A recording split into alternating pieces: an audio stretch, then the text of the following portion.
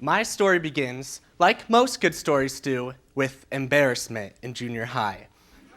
I was at a track practice, running amongst bodies with sweat masked by an over-application of Axe body spray, when calamity struck me in the form of an errant track hurdle. I tripped over the hurdle and landed not on my knee or ankle, like normal people would, but instead smashed down onto my left hand, leaving 3 fingers crushed.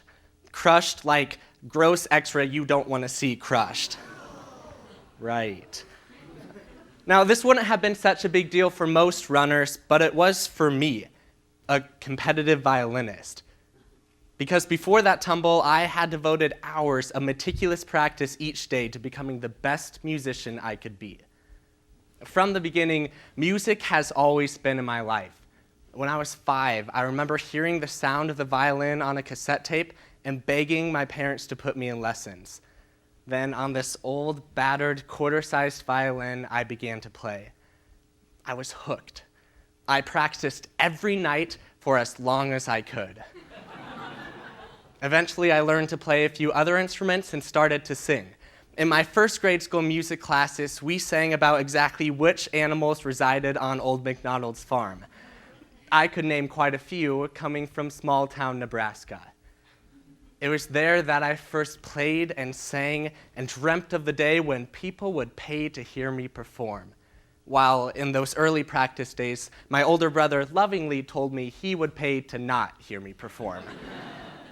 But I continued to practice and got better and better until that unfortunate altercation with the track hurdle.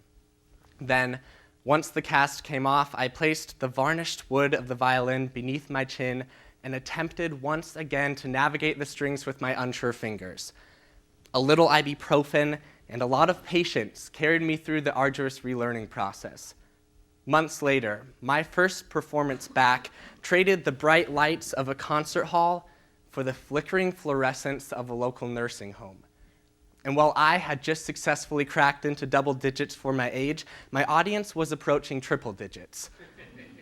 But the residents of that nursing home didn't care if the Bach movement was choppy. Instead, my music was met with a delicate smile from the lady perched in her walker, the man who stopped us muttering to hear me fiddle, or the war veteran who teared up when I played the national anthem. It was when I took music outside of the confines of a practice room and shared it with somebody other than a pen-yielding judge that I first recognized music's capacity for connection, even if my audience has more than half a century on me. Because music is a language we can all understand. This is what music now means to me, and it was all sparked by my early music classes, which taught me the basics.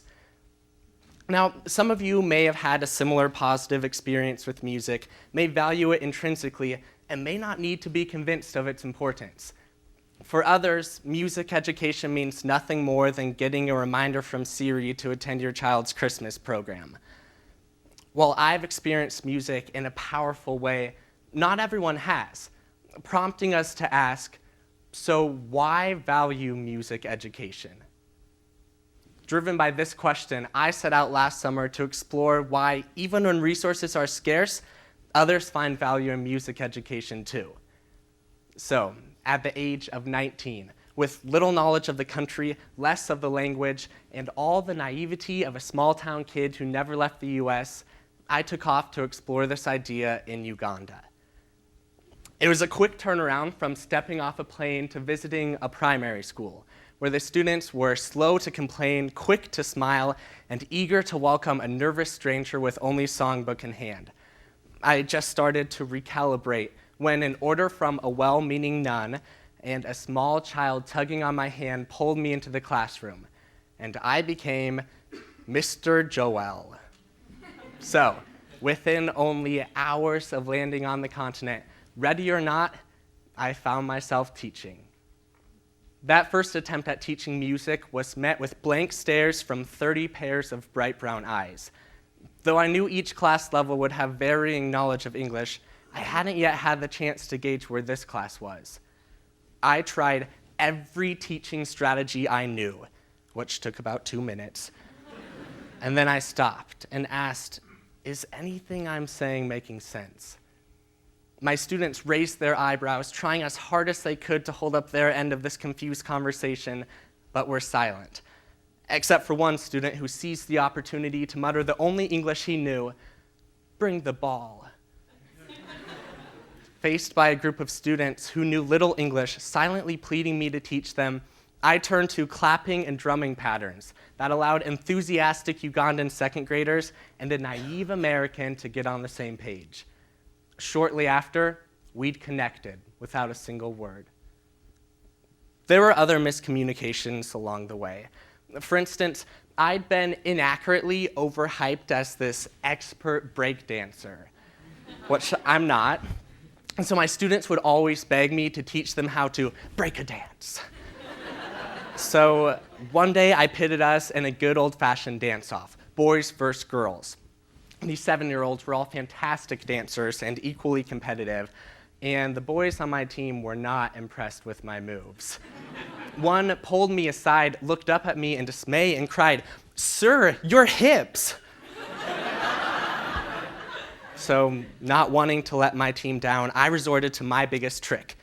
I did a backflip, and suddenly had Ugandan children trying flips of their own while I made a feeble attempt to stop them. That was an exhausting day. My summer was filled with teaching experiences, some blatant failures like that, and others more successful, that connected my students and me together through a sharing of music back and forth. My older students would grab me before class and try to teach me the lyrics of their favorite song, and then demand that I, in turn, teach them the lyrics of my favorite song. With my younger students, I pulled out the oldest song I knew, and it turns out that old MacDonald had a farm, and on that farm, he had a chimp and a hippo and a lion. This is what teaching music in Uganda looked like. It was as simple as making musical shakers out of recycled bottles and rice because the students didn't have instruments, and as joyful as capturing their first moments exploring them.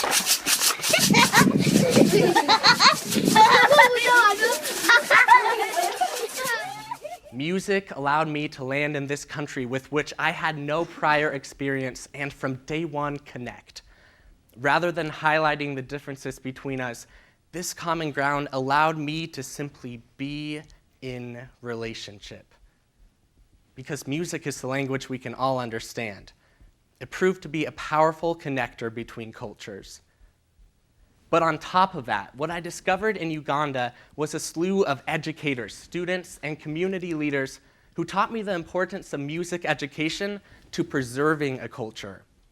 Because in Uganda, my conversations with teachers often turned to the fear that the upcoming generation would lose its cultural center unless schools provided arts education. They spoke about the breakdown of cultural transmission due to more modern workdays without time to share stories, more students leaving their family for schooling, and an increase in technology that imports Western songs. They all seem to love Shania Twain. In Uganda, music education is not a nicety, but a necessity, because it allows students to participate in and preserve their culture. Thus, the quest to answer why value music education led to the idea of cultural preservation. But this doesn't only apply in a distant African country. It's also important to us here in a different way. Perhaps what music education preserves for our country is a culture of innovation that has threaded throughout our history and will continue to drive our success in the future. If we value the way that music education nurtures creativity and the importance of that to a culture of innovation, we can begin to reconcile the arguments from the arts advocates and the economists and move this discussion into a language that all of us, regardless of if you care about music or not, can understand. Now, clearly, I'm not an educator with decades of experience in the classroom, nor am I an economist, yet. I am a student and a musician, And my experiences with music education make me wonder if we should be valuing it differently. After seeing what's at stake to Uganda if music education disappears, I'm curious about what's at stake for our society if we lose it. People don't worry that cutting a band program will cause math scores to drop. No, what we lose most when we debilitate music education is the chance to create through music. Because music education does more than just train artists. It gives students exposure to the creative processes inherent to the arts, and human creativity is a valuable economic resource. These spillover effects of creative thinking and innovation are often undervalued, but they cannot be stifled. Perhaps worst of all, budget cuts that view music as unessential affect us all unequally, with those incapable of affording private music lessons suffering the most. Music is not meant to be a monopoly of the elites. While leaders face difficult choices in allocating funding to schools, if we continue to devalue the arts, will we be on a slippery slope to producing a generation of thinkers deprived of their creative capacities, but really good at answering multiple choice questions? 85% of business owners say they cannot find enough workers with the ability to create.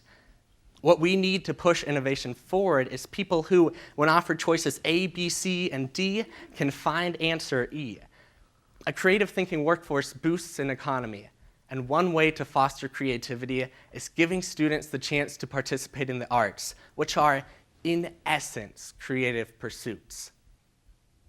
For a 21st century ideas-based economy, I value music education as a window to innovation. In Uganda, I learned how music can connect to the past. We must consider its value as a connector to our future. My journey to these questions began as a little boy who would fall asleep with my violin beside me. I've since experienced the value of music as a connector between generations at my local nursing home, between cultures at a grade school in Uganda, and I now ask that we consider its value as a connector to our future. This could lead the discussion to the language of creativity, innovation, and economic success. And that, my friends, is a language we can all understand. Thank you.